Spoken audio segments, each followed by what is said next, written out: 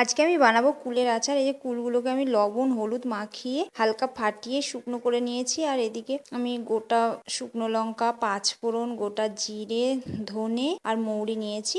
আর গুড় নিয়েছি অল্প করে। কুলগুলো খুব মিষ্টি দেখে অল্পই গুড় নিয়েছি। কড়াইয়ে আমি আগে শুকনো লঙ্কাটা দিলাম, তারপরে বাকি মশলাগুলো দিয়ে নিলাম। এবার একটু ভাজা ভাজা করে নিলাম, গুঁড়ো করে নেব। আর কড়াইয়ে আমি কোনো তেল দিলাম না। এবার কুলগুলো আমি দিয়ে দিলাম, দিয়ে এর ভেতরে আমি ওই গুড়টা দিয়ে দেবো আর অল্প করে জল দিয়ে দেবো কুলটা সেদ্ধ হওয়ার জন্য। তো এই কুল দেখলেই না আমার ছোটোবেলাকার কথা মনে পড়ে যায়। আমি তখন অনেক ছোট, প্রাইমারি স্কুলে পড়ি। তা মা কুলের আচার করবে বলে কুল রেখে দিয়েছিল। আর আমি মা বাড়ি ছিল না, পুকুরে স্নান করতে গেছে।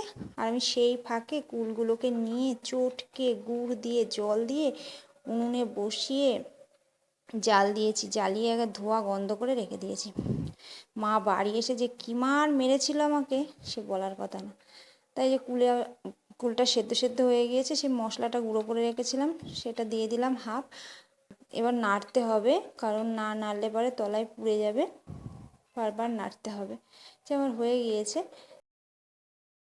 এবার একটা থালায় আমি ঢেলে দেব আচারটা।